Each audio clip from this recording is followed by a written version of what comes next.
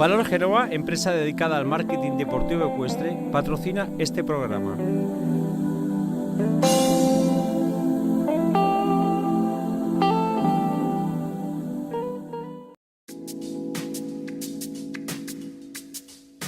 Damos paso a nuestros patrocinadores porque gracias a ellos podéis seguir viendo este programa.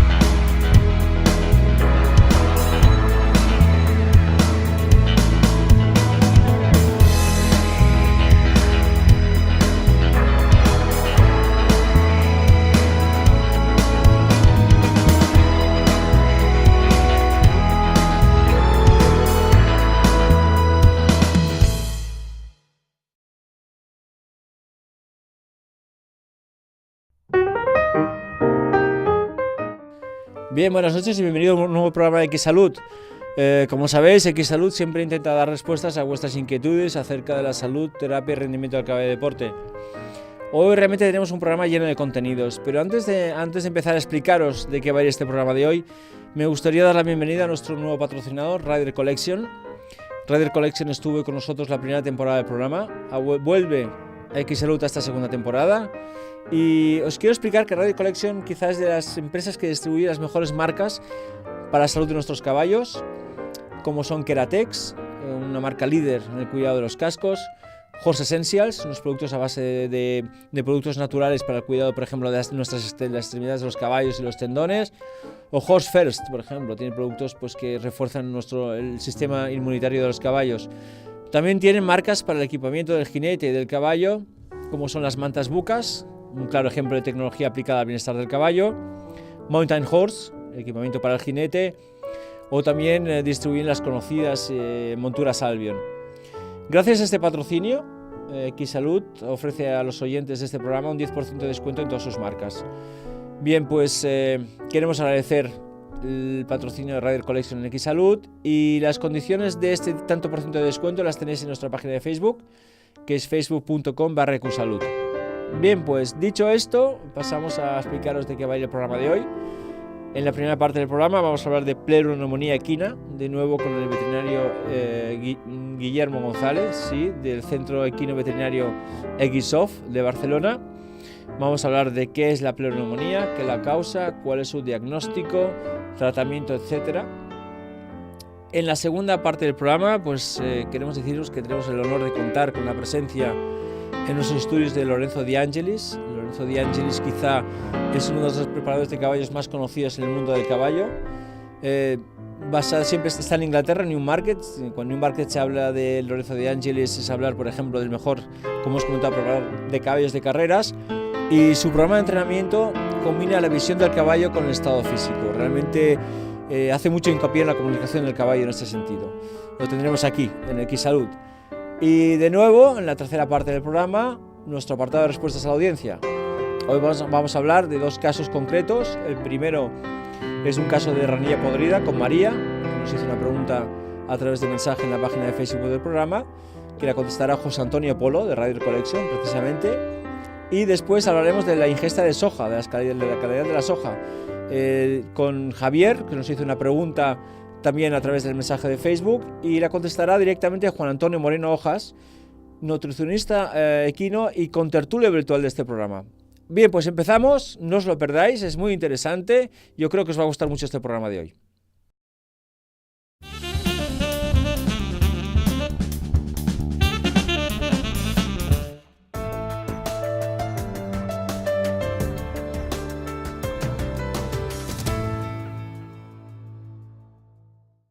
Bueno, pues estamos en la primera parte del programa, como hemos informado al principio. Hoy vamos a hablar de pleuroneumoíia equina. Para esto estamos con Guillermo González, veterinario Guillermo González. Buenas noches, Guillermo. Hola, buenas noches. noches, Alejandro. Bienvenido de nuevo al programa, otra vez. Gracias. Y hoy vamos a hablar de lo que hemos comentado, pleuroneumonía equina. Para empezar con la entrevista, ¿nos puedes decir qué es la pleuroneumonía equina? Bueno, pues la pleuroneumonía es una enfermedad frecuente del caballo y además grave, de las graves. Sí. Básicamente consiste en una infección bacteriana Sí. que afecta al pulmón, produciendo una neumonía y en algunos casos incluso abscesos dentro del pulmón. Y esta infección se extiende a la pleura, que es la membrana que rodea al pulmón, provocando una inflamación de la misma o una pleuritis. Por lo tanto, una pleuroneumonía es una neumonía con pleuritis. ¿Y qué causa esta enfermedad? ¿Cuál es la causa?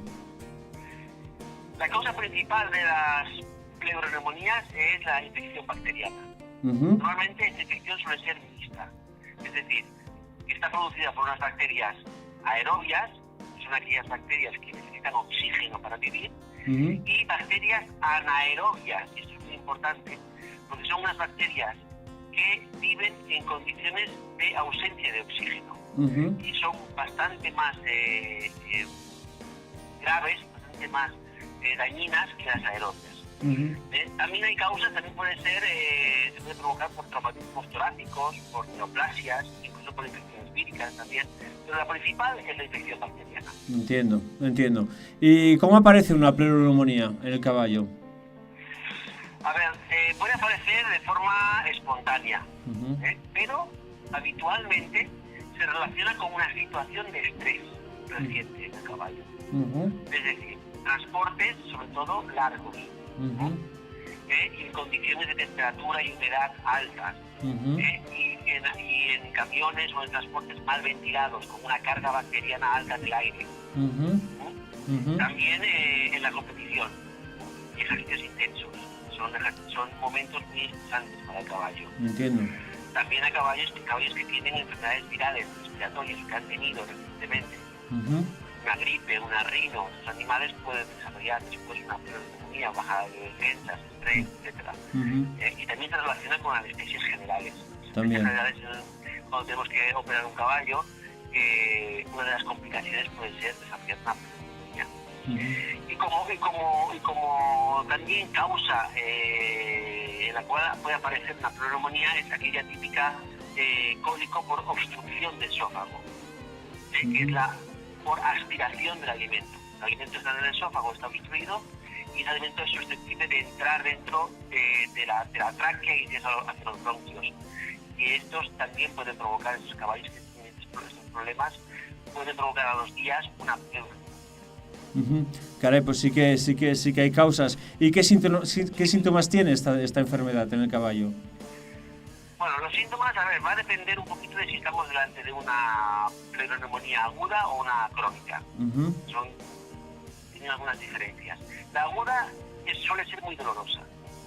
O sea, la pleuroneumonía, la pleuritis, la inflamación de la pleura duele mucho al caballo. ¿Cómo se manifiesta? Pues solemos ver animales con una respiración rápida y superficial, con los hollares dilatados en reposo, que ya hablamos en su día de los signos clínicos y de hollar. Un animal con un hollar dilatado respirando en reposo es un signo de que hay un problema respiratorio. Los animales con pleuroneumonías tienen ese síntoma. Además, una tos, suele tener tos dolorosa, duele el toser, le duele la caja torácica al toser y suele ser productiva. El animal suele estar de pie con los codos separados, en una postura antiálgida, por el dolor en el tórax. Además, suelen ser animales que no quieren andar, que se resisten a caminar, e incluso pueden emitir sonidos de dolor cuando les forzamos a caminar o cuando los hacemos girar y al palparles en el tórax. Que es un signo que es muy fácil de detectar por los propietarios, porque el caballo cuando le apretamos en el tórax, en el espacio intercostal, adopta una actitud defensiva. El animal no quiere que le toques ahí, que lo apretes. Y es un signo bastante típico de que ahí hay una pleuritis, pleuroneumonía, hay un componente pleural en esa infección que puede tener el caballo. Y por supuesto los síntomas más, digamos, genéricos, ¿no? Fiebre, animal pues pierde el apetito, está aletargado, secreción nasal, suele ser muy turbulenta, y que otro signo importante con la secreción nasal mucopurulenta, que suele ser por los hollares en los casos de las pleuroneumonías. Si además es maloliente, huele a podrido, a pútrido, es un signo bastante característico de que hay la infección, hay bacterias anaeróbicas implicadas en la infección. Son casos más graves. Esto en cuanto a la aguda. En cuanto a la crónica, que son pleuroneumonías que llevan más de 2 semanas, el dolor en estos casos disminuye. Y entonces los síntomas se hacen menos evidentes que en la aguda. Entonces los animales pueden tener picos de fiebre intermitente, a momentos del día que no tienen fiebre, otros momentos que sí. Hay una pérdida de peso, que es algo así bastante inespecífico, y lo que sí que se produce en estos casos son edemas, declives. Edemas en lo que sería el esternón y las extremidades, por las pérdidas de proteínas que se producen en el líquido pleural. Entiendo. ¿Y cómo se diagnostica esta enfermedad, Guillermo? A ver, nosotros para llegar a un diagnóstico de pleuroneumonía, como casi siempre, pero de pleuroneumonía es muy importante hacer una buena anamnesis. Es decir, tenemos que conocer el historial de lo que le ha pasado al animal recientemente. Si ha estado expuesto a algunos de los factores de riesgo, como he dicho anteriormente, transporte, infección vírica, si ha tenido una obstrucción esofágica, ha venido veterinario, la ha tenido que sondar, si ha tenido esto a veces pasa, por suerte cada vez menos, pero aquel típico caballo que tiene fiebre un día y el propietario le inyecta un antibiótico, entonces parece que mejora, pero después ahora está peor. Todo esto hay que saberlo, porque es muy importante la comunicación con el veterinario, sea fluida y sea de confianza. Sí, eso estoy de acuerdo. Haciendo una buena anamnesis, nos podemos ya empezar a sospechar que aquí puede haber no un resfriado, no una bronquitis, sino algo más grave. Entonces, la auscultación pulmonar, importante también, en los caballos con pleuroneumonía es característica. ¿Por qué? Porque los sonidos respiratorios están ausentes en la zona más ventral, porque hay líquido pleural. El líquido pleural se deposita en la parte más ventral del tórax, la parte más declive, y ahí no se escuchan los sonidos respiratorios. En la parte más dorsal se escuchan normales, y cuando vas bajando el fonende y te pones a la altura del codo, un poquito por encima del codo, ves que ahí los sonidos desaparecen. Bueno, ahí puede ser que haya líquido, y por lo tanto que tengamos una pleuroneumonía, un derrame pleural por lo menos. Pero la prueba diagnóstica principal y definitiva de la pleuroneumonía es la ecografía.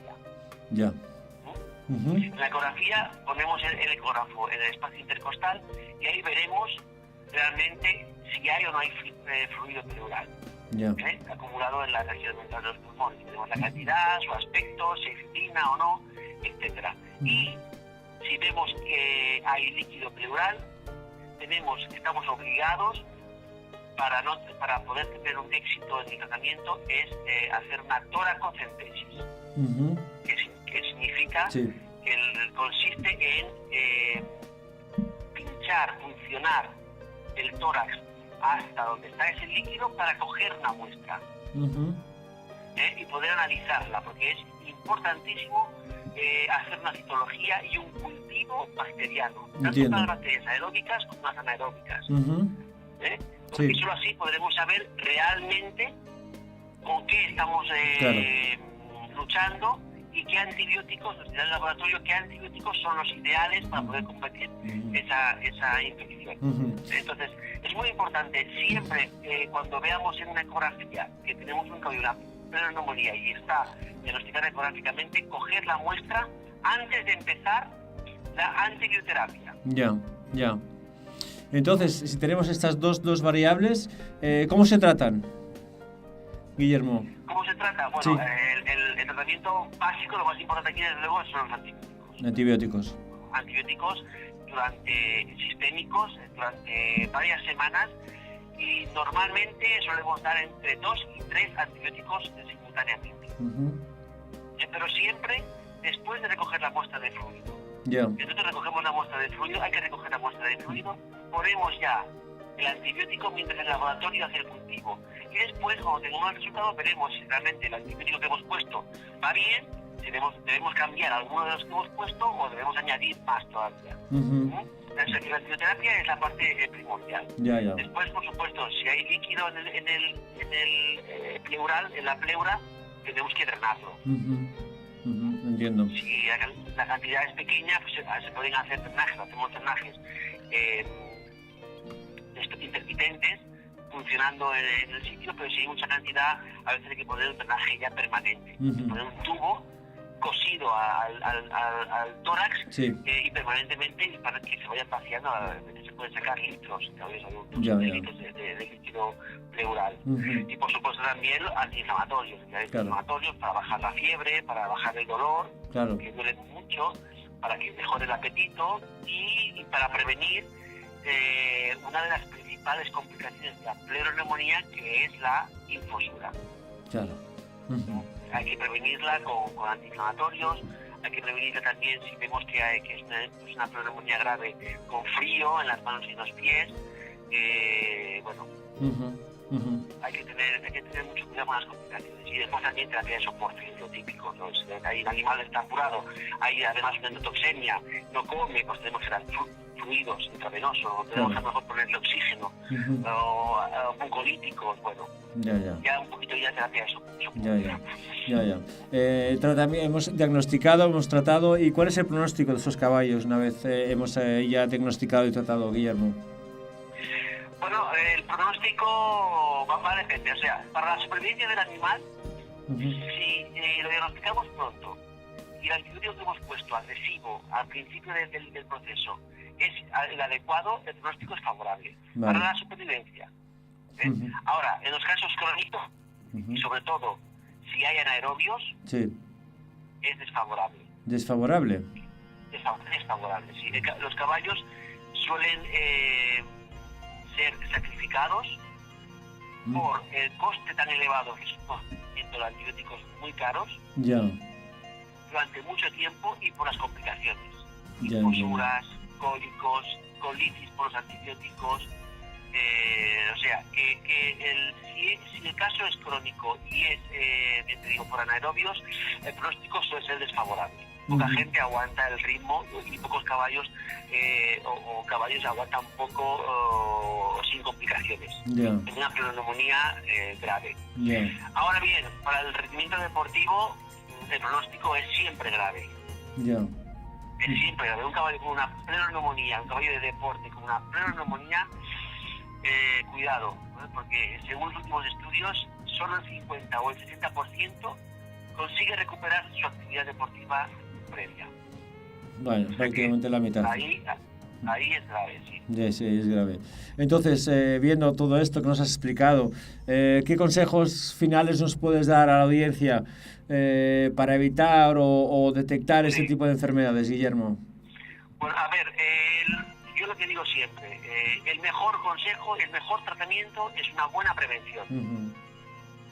Entonces, en esto, ¿qué consiste? Pues principalmente tener un buen plan de vacunación de los animales, adecuado y que sea acorde con la actividad del animal. No es lo mismo un animal que es de paseo en una hípica, que podemos vacunarlo 2 veces al año de la gripe, o una vez al año, sin apuras, que un animal de deporte que está en constante traslado y transporte y competición y estrés, que hay que vacunarlo con mucha más frecuencia. O sea, un plan de vacunación personalizado.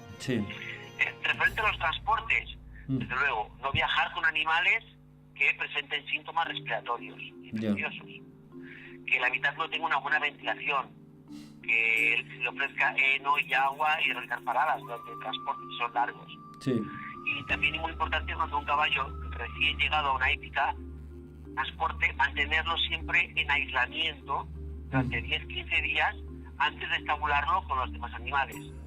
Darle tiempo a ver si desarrolla una neumonía por transporte, una pleuroneumonía, y no nos vaya a contagiar a más. Claro. Y siempre no menospreciar los síntomas. O sea, ante un síntoma tan sutil, tan leve como una fiebre, una tos, llamar al veterinario. y no automedicar, sobre todo con antibióticos. No puedes pinchar un antiinflamatorio, un finadine, sobre todo si está el veterinario de acuerdo, pues pinchar un finadine o poner un antiinflamatorio, etcétera. Pero medicar con antibióticos debía estar totalmente restringido, porque un antibiótico mal dado o una pauta insuficiente puede crear resistencias y convertir un resfriado común en una neumonía seria. Claro, es verdad.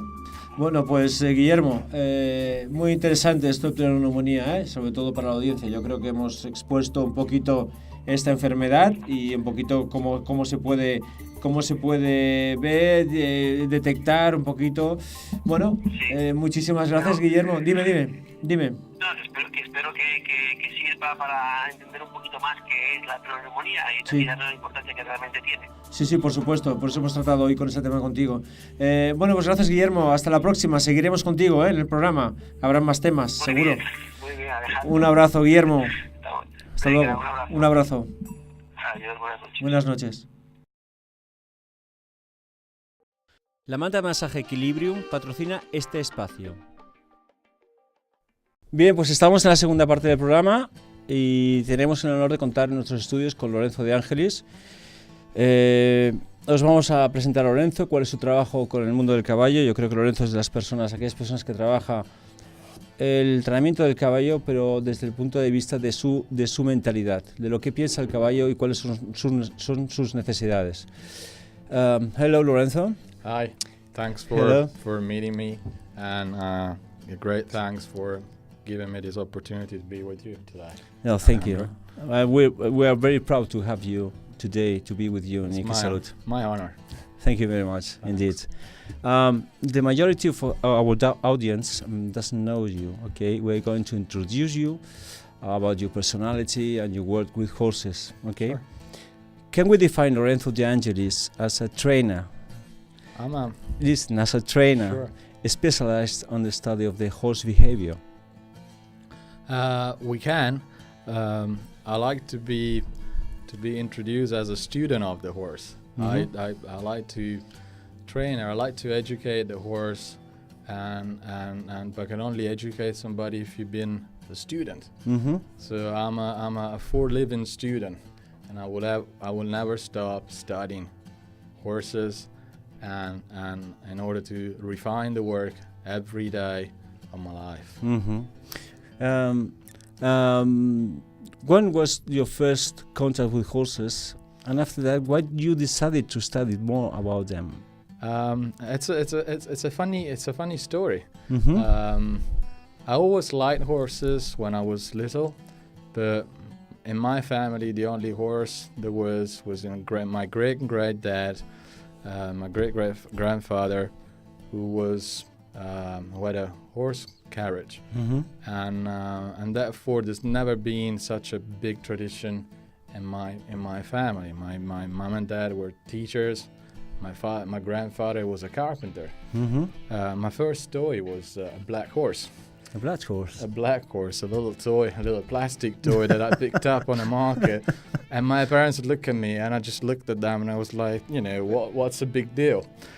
So there's always been that kind of desire in my back pocket, and but I introduced myself to horses very later in life. Mm-hmm. I was in my 20s, Mm-hmm. and I went to Arizona on holiday.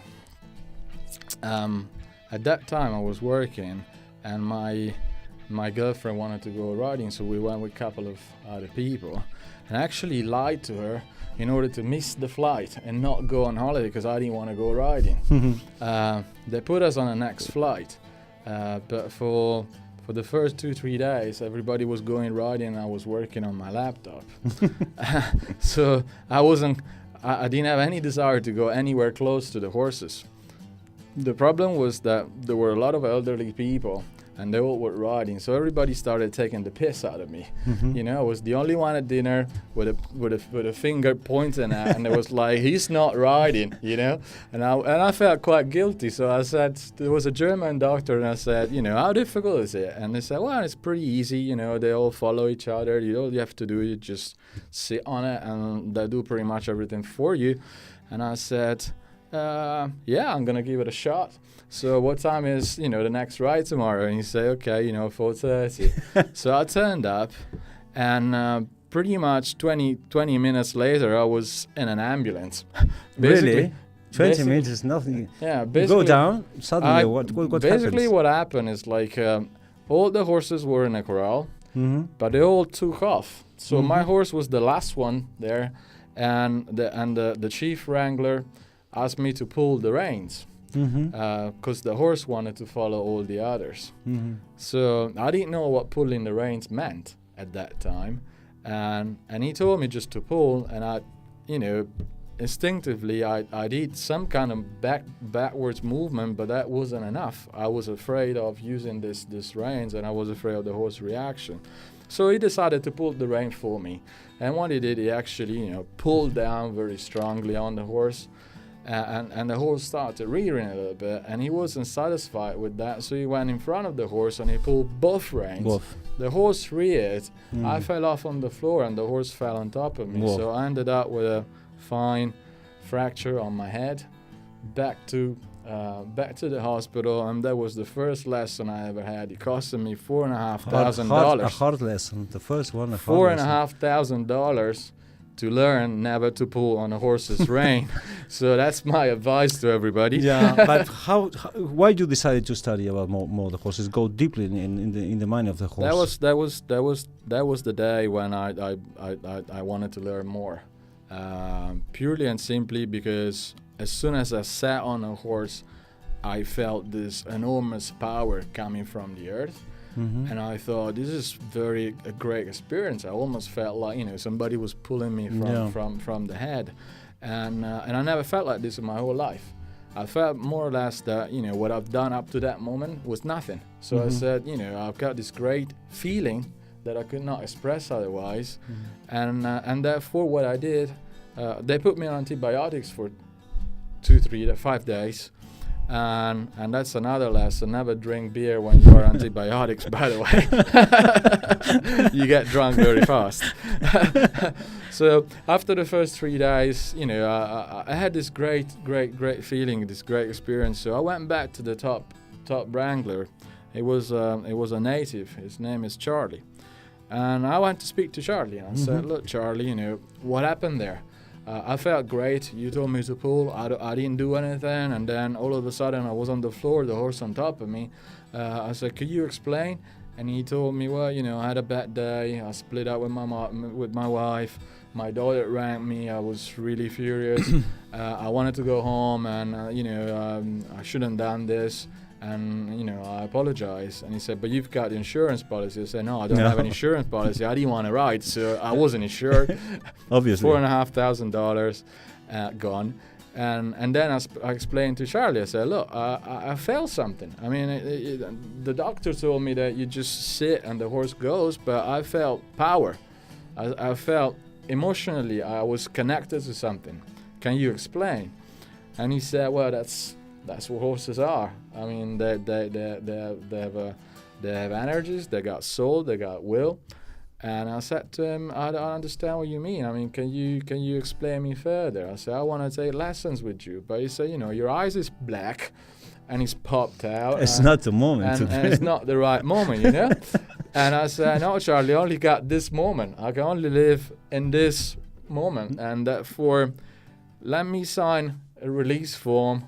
Therefore, you're not responsible for anything. And by the way, I want to take a lesson when nobody's watching. And so I worked with Charlie for 10 days. He was telling me everything he knew. And I started practicing. And then at the end of the holiday, it was like, you know, 20 days or something. Yep. At the end of the holiday, he put me on the same horse and he made me do a test. And I passed the loping test on the same horse. Great. And that was, you know, something very, very special. And you know, I can't describe what I felt that day. Since now. Yeah. This Then I went back to UK. And when I went back to the UK, I wanted to duplicate that feeling. And you know, I was in other businesses. I was into telecoms. I was working in London doing my telecom deals. And then I thought, hang on, you know, I've been working all my life, and what else can I do? I said, well, it's my own company, therefore I can afford taking a Friday off. What I was then doing, I was booking Fridays, Saturdays and Sundays every weekend. But not only to do 1 hour lesson. I mean, people were thinking I was totally nuts. I was doing 8 lessons a day. No way. I was doing 2 hour lesson, 2 hours hack, and 4 hours lesson with a lunch break in between. So it was from 8 o'clock to 6 p.m. basically on a horseback, and everybody was thinking I was nuts. But up to a point, because if you go to England sometimes, big guys get given whatever horses there are. You don't get given, you know, the perfect horse. And I was given X-race horses, difficult horses with behavior. And the funny stuff, that when I was riding them, people starting to realize that the horse had a very nice movement, and it was actually moving smoothly and with a lot of lightness.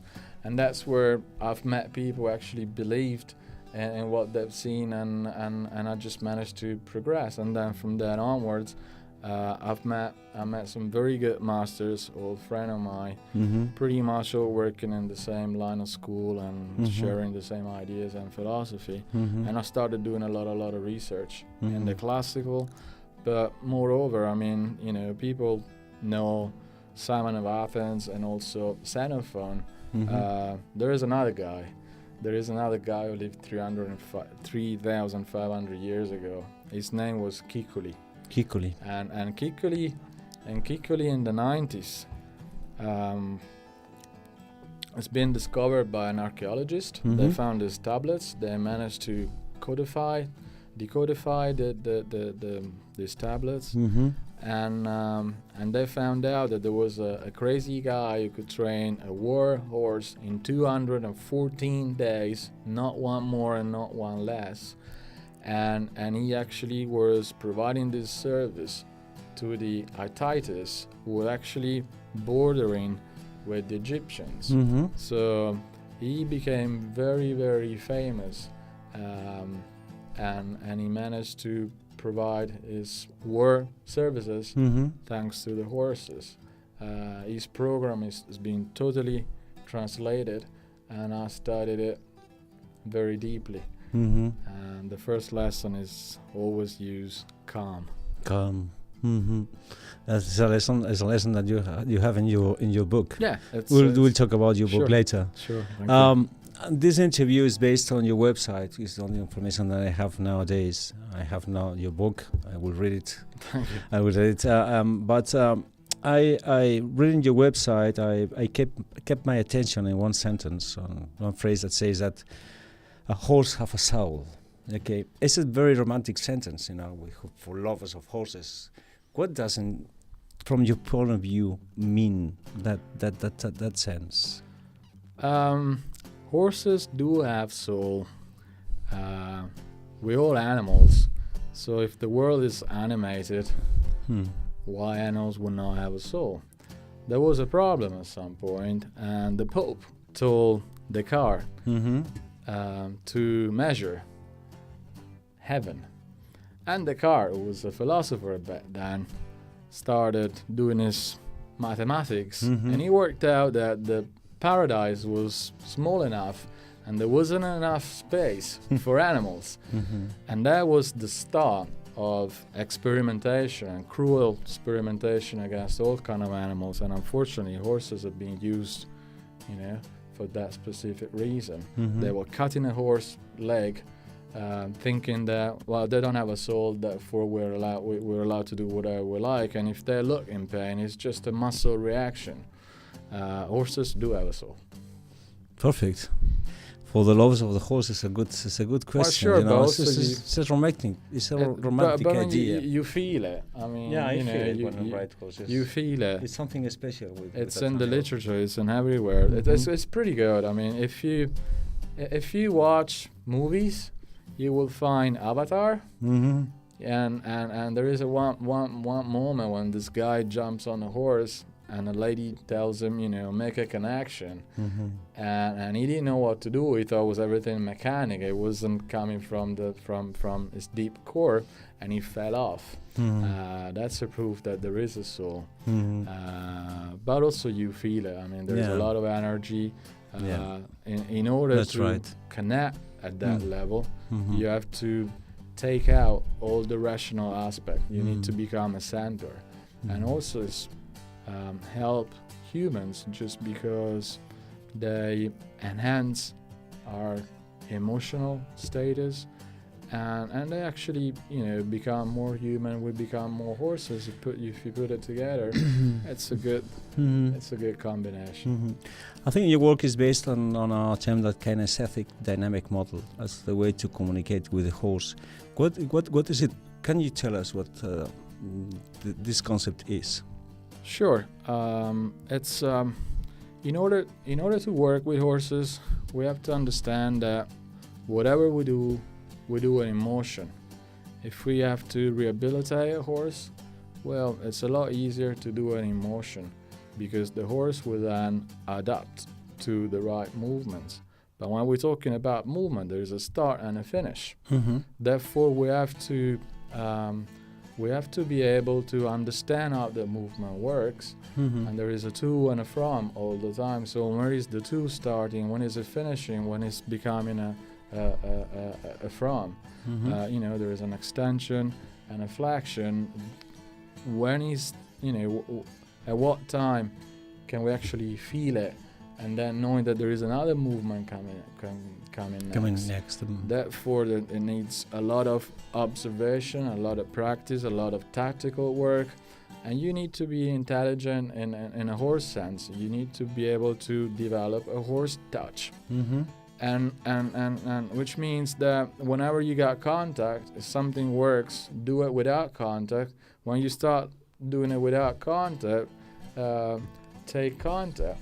It's like, you know, it's like more or less, if you got this cup, if you want to train this way, you have to hold the cup and perceive the movement when the cup lifts the table without lifting the cup. Therefore, don't do this, but just play. There is a moment where the cup loses contact with the table, and then you drop it on the table, and then you lift it again. Now the cup is almost lifted, but it's still on the table. So I don't want to do that automatically. The other thing is, like, we don't know our body functions. I mean, if I tell you to do it, if I tell you to close your fist, do it faster. What do you know about the movement? Nothing. Nothing. Now, I have no sense of the movement. You use force. The force, nothing You else. use force.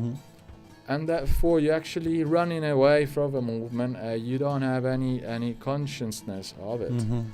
The problem is now, if I get my fist and I start closing it slowly, try to do it with me. But slowly, I mean, you know, you could take Very up to slowly. 10 hours. Now you're going to realize that some fingers move, some fingers don't, some are left behind. So you got to start moving every single finger. And you probably, after 10 hours, you're going to have some cramps. But you're going to end up with a fist that looks like this. That's right. Therefore, we don't know our body functions. In order to experience our body functions, we have to break the movements to every finger. So unless we ride knowing exactly what the what the hind legs do and what the forelegs do to each lateral side, we can't ride. We don't know what we're doing. We're using force and movement to run away from the horse, and the horse is either left behind or ahead of us. So we're actually riding a horse that's probably a meter ahead of us or 30 centimeters behind us. And therefore we keep fighting because we don't have a center of balance unless we understand the movement and we can control it.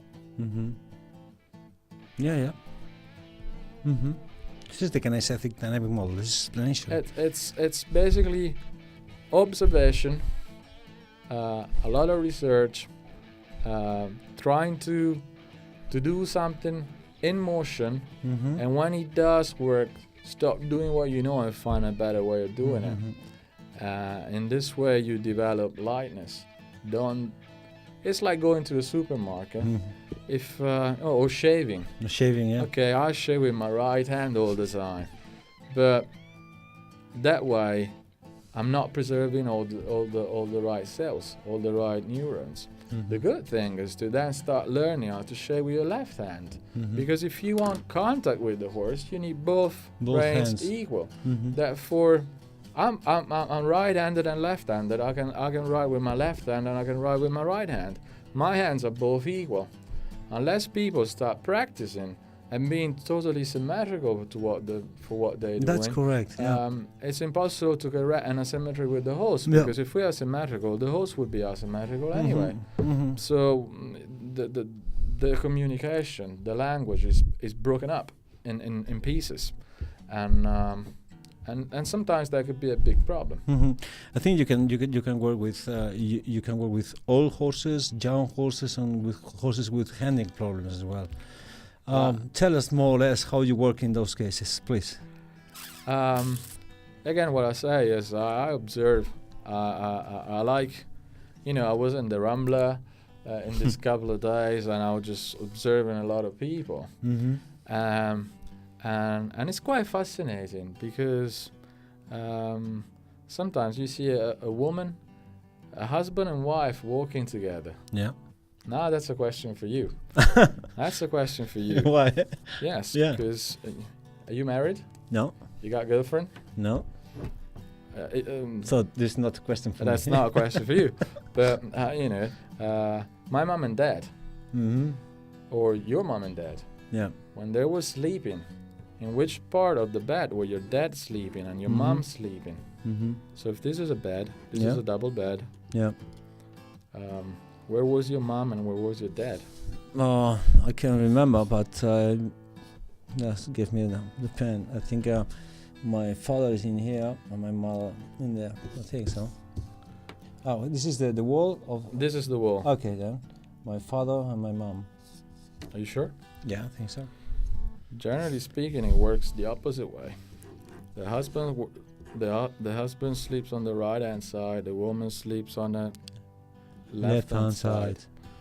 Because we are masculine, right, feminine, left. And horses are exactly the same. So there's always a male side of it and a female side of it. And therefore I observe all these elements, and which tells me a lot. I mean, I look the way the horse moves, I look if there are contraction, I look at the proportions. There are geometrical figures that we gotta look at it. So there are triangles, equilateral triangles, there are circles, there are proportions. And also look at the triangles when the horse moves. The triangles of the forelegs have to match the triangles of the hind legs.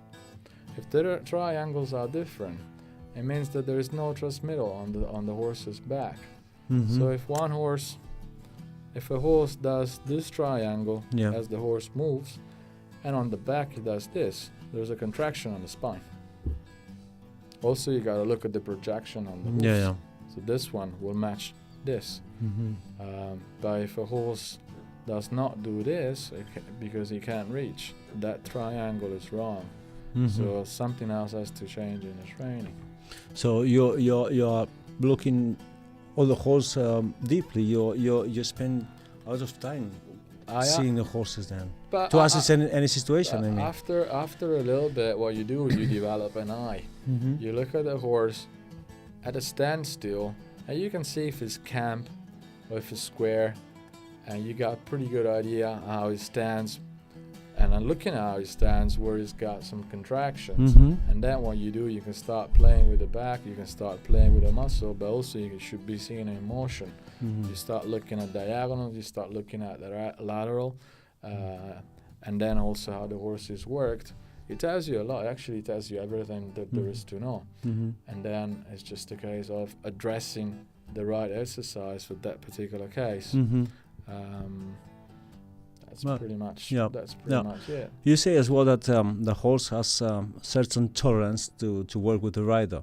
What happens when we go out of this tolerance range with the horse? The horse goes totally nuts. It's like you send a kid to school. Their attention span is very short. So initially you can't teach them to count up to 20 in 5 minutes. And so you have to, little by little, it has to become a play. But also it's going back to the proportions idea. Everything has to be presented in an incredible formula, which is 2/3. Never train 100%. Always train up to 2/3. If you have to train to run a marathon, you don't train yourself to run 40 kilometers every day. You do 2/3. The rest of it you do with your heart. Yeah, I understand. And but also because otherwise the muscle would draw from learning. If you reach a breaking point, it's very difficult then to learn. It's like in order to have a conversation in Spanish, how many words do you need to know?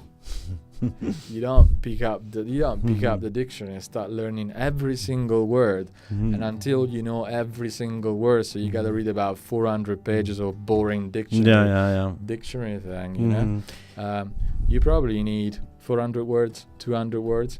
You might just need gracias. That's correct. And how we can create this language between the horse just to arrive a good body or performance or coordination of the horse? What is the method to arrive to the brain of the horse? The method is through equine touch. It's very simple. It's a language that can be used to communicate with somebody who's blind, deaf, and mute. And horses don't recognize voice, they don't talk. So there's no point talking to a horse. But if you ever decide to talk to a horse, telling him a joke. Because if you laugh, the horse will laugh. If you're happy, the horse will be happy. Yeah. So that's my advice. If somebody's got a difficult stallion, I tell them jokes. I just tell them what I like or what I had the night before or how many glasses of wine I had, and our life is beautiful. And it helps a lot. It helps a lot of confidence. But also, going back to the question, it's entering into a dance. A dance is made out of cadence, rhythm, numbers, but quality of numbers. And therefore we have to establish this with the horse. Everything starts with a state of calm. Never work a horse that rushes away. And if the horse rushes away, wait a little bit, observe what he's doing, how he's relating to you, and then try to make suggestions. Basically what you do, you ask questions. But when you ask questions, you have to allow people to make mistakes. If you ask a question to somebody on the road and you don't know, you might just ask a tourist. And if you are a tourist, you can't get the right answer. So you have to allow people to make mistakes. You have to allow horses to make mistakes, because otherwise what they do, they will use a compensation mechanism that they use in nature. They don't know the right answer. They don't know what the aids are. We should be knowing what the aids are and what they're doing. Therefore, we should allow the horse to make mistake. Therefore, the horse will give us the wrong answer. We're going to ask another question. Therefore, do a different exercise. And the other thing is, if a horse... If you are in an indoor arena, and if you want to go to point A, and the horse goes to point B, persuade the horse to go to point D. he will never know that you lost. Mm-hmm. Mm-hmm. All he knows that he's lost. Well, you've lost too, because you've gone somewhere else. But don't fight with the horse. Never match forces against forces. Mm-hmm. Just create freedom of movement, which doesn't mean letting everything go. It's like a beautiful couple dancing. You don't allow the movement to progress into nothing. You like spirals, you know, and therefore it's like always follow the flow, but keeping control of the forces. Be the director. Allow the horse to act. I mean, during a movie, the director tells the actors what to do, but it does not do the movement. He does not act. It just tells you, you know, you got to do this. You've done well. You know, tomorrow we're gonna do this and that or whatever. Mm-hmm. But then the actors are free to move on stage. Mm-hmm. You see in many places. You see it in a dressage rings. You see it in show jumping competition. You just see a lot of people becoming actors and the horse being totally passive. They do the movement, but they're numb. And then sometimes in a dressage ring, they go ballistic for 3 seconds and then they come down. They freak out because the movement is not fluid. It's not fluid. It's not fluid. It's not transmitting well, and the horses is broken in two. Mm-hmm. It's perfectly normal, especially on the jumping side. Horses jump fine without the rider. You put the rider on, the horse doesn't jump. Yeah. Where is the problem? You know. Well, the answer is pretty easy. I mean, somebody on top is a problem. Is a problem. Therefore, try to see what the problem is and try to stay with the horse, and it's all happening dynamically. It's and that's what equitation is a dynamic move. Mm-hmm.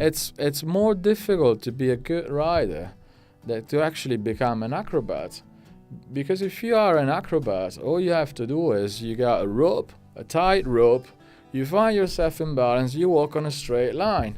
How difficult it is? It is difficult, but going on a horse is 10 times more difficult because you have to deal with a number of forces that come from every direction. One comes from the hind, one comes from the fore. They work like this. Mm-hmm. And you're just sitting in the middle, so you do this. Mm-hmm. And unless you do it dynamically, picking up the same center, Mm-hmm. you put the horse off balance. So you either ride the horses ahead of you or behind you all the time. Mm-hmm. But you're only riding one horse. You can't ride three at the same time. No, obviously. So that is the most difficult thing. Mm-hmm. But there are ways of it can be trained. People can be trained just to develop in the good seat, Mm-hmm. and that's what every horse master has always been talking about, is developing the seat. Mm-hmm. People develop the aids. Yes, the first aid is the end, but at the end, everything is done with the seat. Mm-hmm. Mm-hmm. And unless people prepare and spend time to develop that position and to follow into it, Mm-hmm. automatically, horses would be broken all the time. Mm-hmm. That's Yeah, I understand quite well. But back to the sporty horses. I think you are a trainer of race horses in your market, don't you? yes. I've done some work up there, Mm. and there's going to be an interesting work coming up towards the end of this month.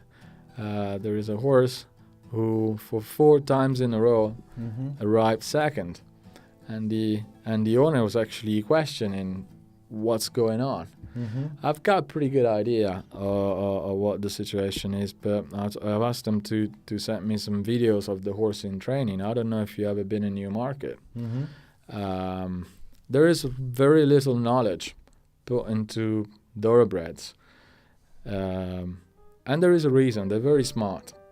Therefore, people believe that they're made to run, and they make them run fast. Fast. Mm-hmm. They don't work them at all. So basically, you go to New Market, you wake up in the morning, 5 o'clock, you see a lot of jockeys running up and down Yes. like crazy. Mm-hmm. They get paid little money, and then and then after they've done those miles, the horses.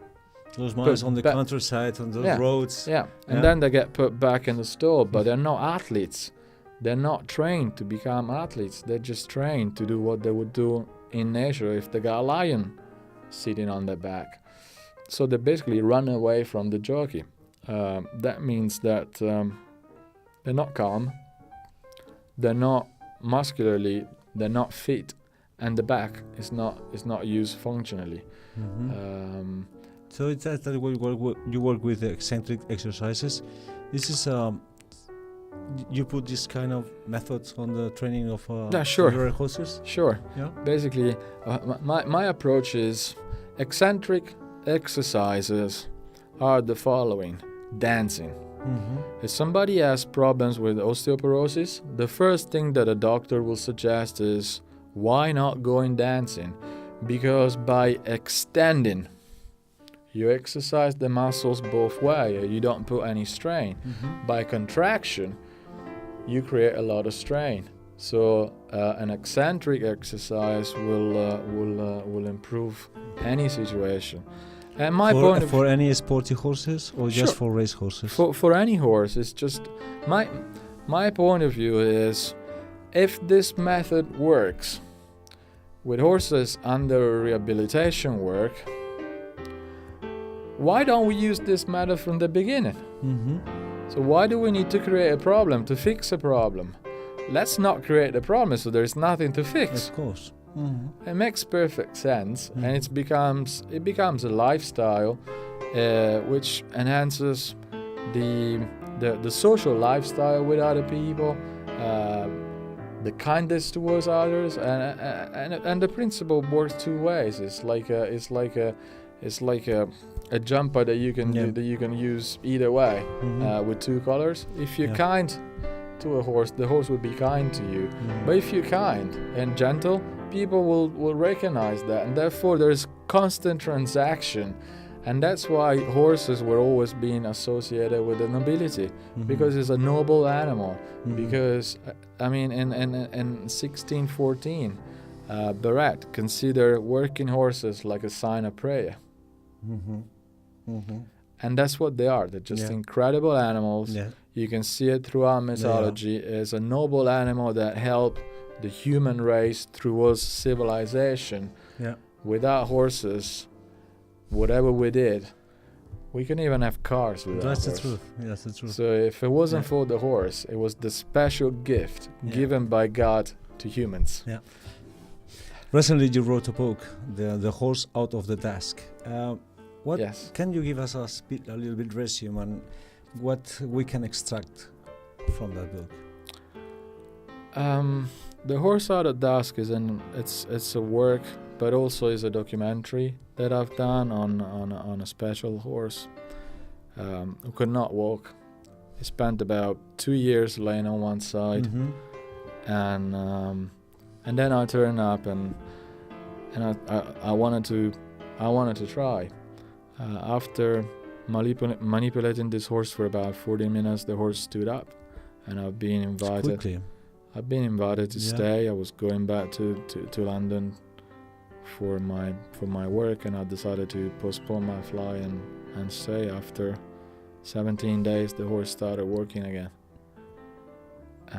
And all my ideas, all my philosophies, basically in my book. The book is pretty much my will. Congratulations, then. Thank you. Can you give us an advice for all the audience? Sure. My only advice. From your heart or whatever with all my heart, whatever you do in work, with the horse, or with any other human being, saw a feeling, and you will have a destiny.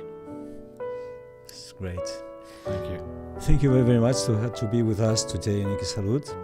Thank you. I would like to have you in the future once again. Pleasure. To speak deeply on problems from your book, not from your website. Fantastic. Okay. It will be a great opportunity. Have success in your job. Okay. Thanks a lot. Lorenzo, thanks a lot for being with us once again. It's been a total pleasure. Thank you. Bye, Lorenzo. Bye. Bye. Bye.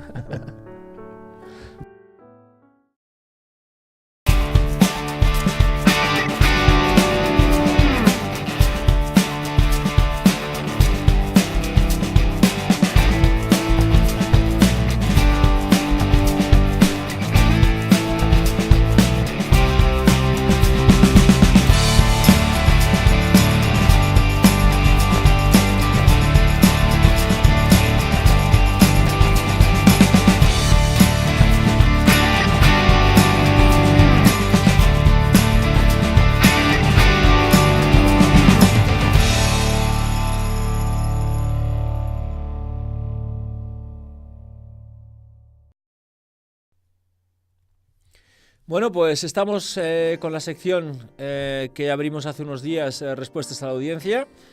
Vamos a tratar dos temas hoy. El primero es un caso de ranillas podridas con María, y el segundo estaremos con un oyente nuestro, Javier, que hablaremos de las características que tiene las hojas en la alimentación del caballo con Juan Antonio Moreno Hojas. Bien, pues vamos a dar la primera contestación, que es a María, que nos envió un mensaje en nuestra página de Facebook. María nos comentó lo siguiente: tengo los cascos de mis caballos fatal, ranillas podrida y muy mal olor. No sé qué hacer, aunque limpio cuadras a diario, mis caballos no pueden tener cama de paja porque se la comen toda, y la viruta se revuelcan mucho en ella y les produce picores. ¿Me podéis comentar algo? Yo desinfecto los cascos actualmente con Zotal diluido y les aplico Plus Food y algún medicamento más. Bueno, María, la respuesta te la da José Antonio Polo. José Antonio Polo es veterinario y responsable de la empresa Rider Collection. Ha sido muy amable porque además te da una respuesta muy extensa a este problema. José Antonio Polo comenta, y leo textualmente lo que dice José Antonio. Querida amiga María, en base a tu consulta por email te vamos a intentar ayudar en la patología que nos comentas. Vaya por delante que siempre mi recomendación sería que tu caballo lo viera in situ un profesional veterinario o un herrador. A tener en cuenta. Dicho este comentario, por lo que comentas parece un caso claro de podredumbre de ranilla. Notarás que la ranilla está blanda, de color oscuro, en muchos casos con aspecto maloliente y destilando líquido oscuro de mal olor. En contra de lo que mucha gente piensa, esta patología se produce por camas húmedas y sucias, que sin duda son una causa fundamental. En muchos casos se producen en casos de lesiones en la ranilla por factores de alimentación, mal cuidado y limpieza de los cascos, sobre todo en las lagunas de la ranilla, permitiendo que la suciedad y la humedad estén mucho tiempo en contacto con la ranilla. También por temas de mal herraje o recorte de cascos. Así los aplomos deficientes pueden provocar presiones indebidas en la ranilla. Sin duda también influye la calidad de los cascos, comenta José Antonio, que por causas genéticas o adquiridas por una mala alimentación o déficit en la ración de una dieta equilibrada de proteínas, vitaminas y minerales. Y no olvidemos también los ataques de bacterias y hongos, los que lógicamente se desarrollan en condiciones malas de higiene. Los casos graves pueden acabar con fuertes cojeras del animal.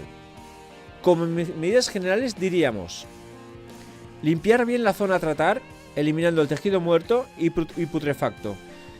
Cuidado al limpiar la zona, sobre todo, porque si está muy afectada podría sangrar con facilidad. Por otro lado, también estará muy sensible y habrá que extremar la precaución.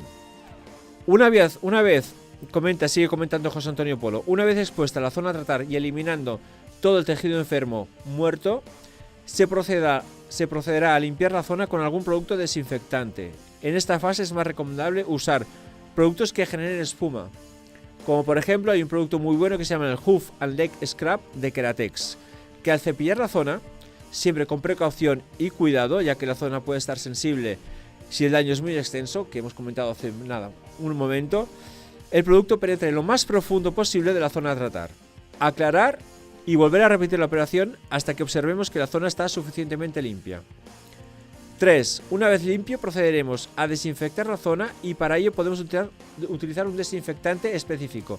Por ejemplo, comenta José Antonio, el Hoof Desinfectant de Keratex, también de la misma marca, que por el diseño de su boca permite el acceso hasta las partes más profundas. Verter el líquido sosteniendo la extremidad flexionada, manteniendo la palma del casco hacia arriba para permitir que el desinfectante penetre en la zona a tratar. 4. Estos pasos repetidos durante varios días, varias veces al día. Hay que ser constante, sobre todo. Normalmente, si la lesión no es muy extensa, los síntomas deberían remitir entre 5 y 7 días. De cualquier forma, la visita del veterinario es muy recomendable en el caso de ser necesaria la administración de antibióticos o dar aviso a su herrador. Como resumen, a tener en cuenta para evitar la incidencia de esta patología sería seguir la recomendación de que la mejor medicina y más barata a la larga es la prevención y una buena rutina de manejo. Siempre hablamos en Equisalud de prevención y el programa ya hemos hablado hoy también de prevención en los casos que hemos tratado. Pues las rutinas de manejo podrían ser las siguientes. Mantener camas secas y limpias. Si está en paddock, evitar que esté en zonas húmedas demasiado tiempo. Observación y limpieza periódica de los cascos del caballo para mantenerlos en buenas condiciones higiénicas. Y por otro lado, adelantarnos a cualquier alteración que se pueda producir. Cuanto antes se detecte, mejor pronóstico y tratamiento tendrá. Si el animal suele tener una calidad de cascos pobre, sería muy recomendable ayudarle con un tipo de suplementos ricos en biotina, metionina, lisina, vitamina B1, como por ejemplo el producto que se llama Hoof First, o si prefieres suplementos 100% naturales que te podríamos recomendar como el Hoof and Health de Hilton Herbs.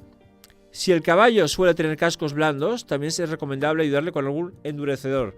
Mejor que no cristalice y que mantenga la flexibilidad del casco, dice José Antonio. Keratex dispone de un producto que se llama Hoof Hardener, posiblemente es el endurecedor más recomendado y vendido del mundo. Yo te recomiendo que visites la web de Rider Collection, www.ridercollection.com. Encontrarás un amplio catálogo de productos y también los puedes llamar para hacer más consultas sobre lo que te hemos comentado y verás que José Antonio Polo, más o menos las recomendaciones que te ha dado, siguen este camino. Bueno, pues seguimos con la sección Respuestas a la Audiencia. Esta vez nos va a responder una pregunta de un oyente nuestro, Javier, directamente a Juan Antonio Moreno Hojas. Buenas noches, Juan Antonio. Buenas noches, ¿qué tal? Bienvenido de nuevo al programa. Tú ya eres un contertulio habitual de Equisalud. Bueno, hay un oyente, Javier, que nos envió un mensaje preguntándonos que pues, a su caballo se le caían más de lo normal las crines, a la hora de ser un caballo que lo castraron, lo caparon, y le recomendaron soja para paliar este efecto. Pero parece ser que hay ciertas contradicciones en ello, no sé, y la pregunta que te quiero hacer directamente a ti, Javier, es ¿hasta qué punto es beneficiosa la ingesta de soja para paliar ciertas enfermedades y qué efecto tiene en el caballo? Bueno, la pregunta no es qué problemas puede tener la soja. La pregunta es ¿qué diferencia hay entre la soja y otros productos similares? Vale, perfecto. Como puede ser el maíz. Vale. Al fin y al cabo es lo mismo. Vale. La verdad que la verdad que es que la diferencia entre una cosa y otra está en la relación entre precio y calidad. Vale. Te explico. Sí. La soja tiene tiene unos altos niveles de proteínas y de grasas y encima ahora mismo es un precio muy asequible y es muy fácil de cultivar, ya que la soja ahora mismo es transgénica y tendría menos problemas para cultivarse. Ya. Además, la proteína que tiene la soja es de muy alta calidad. Digamos que tiene unos niveles muy altos de lisina, que la lisina es cómo se mide la calidad de la proteína. Cuanto más lisina tiene, digamos, mejor proteína es para el caballo. Yeah. ¿De acuerdo? Hemos dicho anteriormente que, como hemos dicho, la soja es muy rica en proteínas y en grasas. Entonces vamos a separar las dos cosas y empezaremos explicando un poquito las proteínas. Vale, venga. Normalmente los caballos las proteínas las consiguen de los forrajes. Si los forrajes son de alta calidad, no deberían en principio tener ningún problema de tenerle que añadir más proteínas, como podría ser en este caso la soja. ¿De acuerdo? Entonces, para los caballos que son alimentados solamente con cereales, sí que es verdad que tienen que ser suplementados con proteínas y otros minerales, porque los cereales no dan más que almidón, y el almidón es una energía rápida, pero no tendríamos proteínas, vitaminas y minerales. Entonces, aquí podría ser una opción que podría ser darle soja. Sí. Problema, hay que tener cuidado porque hay estudios que dicen que si le damos demasiado soja no podemos tener problemas con el equilibrio hormonal, pueden ser propensos a inflamaciones y pueden provocar estrés metabólico, lo que afectaría a la función inmune. Ya entiendo. También pueden tener problemas de infosura y de cólicos. Ostras. Pero, a ver, esto es como todo. Ya. Si le damos mucho podemos estar problemas, si le damos poco puede ser que nos quedemos cortos, todo en su justa medida. ¿De acuerdo? Otra cosa que hay que tener en cuenta es que la proteína, para metabolizarse en el cuerpo del caballo, nos genera calor. Sí. Y esto puede ser perjudicial porque necesitará más líquidos, el caballo necesitará más agua y a la larga nos puede crear una deshidratación. Entonces, ¿cómo averiguamos si le estamos dando demasiada proteína a nuestro caballo? Vale. Cuando entremos en la cuadra, si nos da un olor muy fuerte a amoníaco, Sí. sabremos que nos estamos pasando con la proteína. Ajá. ¿De acuerdo? No es tanto si hay que darle soja como los niveles de proteína. Ya entiendo. No sé si me explico. Sí, sí. Podemos tener, si nuestro caballo vemos que no tiene suficiente proteína, le podemos dar un suplemento proteínico y no darle la soja. Además, siempre actualmente se está poniendo más de moda la semilla de cáñamo, que nos da los mismos niveles de lisina, Sí. pero no tiene los pequeños efectos adversos que podría tener la soja. Entiendo. Y es verdad que es un poquito más caro Sí. y un poquito más complicado de conseguir en España, pero también es un poquito más seguro. ¿De acuerdo? Sí. Entonces, luego, si ya nos vamos a la parte, como hemos dicho antes, del aceite, es un producto que nos da muchísimo aceite y muchas calorías. Y Sí. está muy de moda. De hecho, hay muchas casas que venden garrafas de 5 litros de aceite de soja. Sí. Pero hay que saber cuándo tenemos que dar este aceite. Porque, por ejemplo, para un caballo que de paseo normal y corriente, que no hace un ejercicio excesivo, que no necesitamos presentarlo a un concurso morfológico, que no, digamos que el caballo no tiene que estar muy bonito, Sí. con un pelo precioso y tal, no sería necesario. En cambio, si nuestro caballo es un caballo que lo vamos a presentar a un concurso morfológico, se va a hacer sobre todo en raíz, completo, salto o doma, puede ser, no es que sea necesario, que sí necesite un poquito más de aceite para que esté un poquito más redondito. Ya entiendo. ¿De Ya acuerdo? entiendo. Pero yo creo, y es un consejo mío, que si el caballo tiene un buen pasto, el caballo con los piensos son piensos de calidad que son equilibrados, en principio el caballo no necesitaría que se le diese ningún tipo de suplemento de soja, ni aceite de soja, ni ningún invento raro, porque el caballo realmente con una alimentación equilibrada y buena no va a necesitar nada más. Claro. Yo creo que le han aconsejado soja precisamente, creo que por una deficiencia en la dieta, me parece, ¿eh? Ahora que me lo comentas. Siempre, y es que esto es en parte es la moda y en parte es el precio. Ya te he dicho que el cáñamo es un producto un poco más caro, es un poco más complicado de conseguir en España, pero está dando mejores resultados. En los últimos estudios están dando mejores resultados y no tiene tanto estos problemas de linfosuras, cólicos, problemas. Pero bueno, es calidad-precio. Siempre. Muy bien, Juan Antonio, yo creo que la respuesta ha quedado clarísima, tanto para la audiencia como para esta persona, Javier, que hacía la pregunta. Bueno, muchísimas gracias, Juan Antonio. Pues muchas gracias a vosotros. Seguiremos trabajando contigo, ya lo sabes. Muy bien, pues nada, para lo que queráis estoy aquí. Buenas noches, un abrazo fuerte. Un abrazo. Igualmente. Buenas noches, Adiós, Juan. Adiós, buenas noches. Bien, pues hasta aquí el programa de hoy. Espero, como siempre, que los contenidos hayan sido de vuestro interés. Recordaros que tenéis la página de Facebook del programa, facebook.com/equisalud, donde podéis volcar vuestros comentarios, sugerencias acerca del mismo. Y recordaros, como siempre, que la felicidad de un caballo radica ante todo en su salud. Buenas noches y hasta la semana que viene. Completo, salto, doma, puede ser, no es que sea necesario, que sí necesite un poquito más de aceite para que esté un poquito más redondito. Ya entiendo. Pero yo creo, y es un consejo mío, que si el caballo tiene un buen pasto, el caballo con los piensos son piensos de calidad que son equilibrados, en principio el caballo no necesitaría que se le diese ningún tipo de suplemento de soja, ni aceite de soja, ni ningún invento raro, porque el caballo realmente con una alimentación equilibrada y buena no va a necesitar nada más. Claro. Yo creo que la aconsejado soja precisamente creo que por una deficiencia en la dieta, me parece, ¿eh? Ahora que lo comentas. Siempre, y es que esto es en parte es la moda y en parte es el precio. Ya te he dicho que el cáñamo es un producto un poco más caro, un poco más complicado de conseguir en España, pero está dando mejores resultados. En los últimos estudios están dando mejores resultados y no tiene tanto estos problemas de linfosuras, cólicos, problemas. Pero bueno, Muy bien, Juan Antonio, yo creo que la respuesta ha quedado clarísima, tanto para la audiencia como para esta persona, Javier, que hacía la pregunta. Bueno, muchísimas gracias, Juan Antonio. Seguiremos trabajando contigo, ya lo sabes. Estás, buenas noches, un abrazo fuerte. Un abrazo. Buenas noches, Juan. Adiós, buenas noches. Vale. Ha colgado. ¿Estás? No, ha colgado.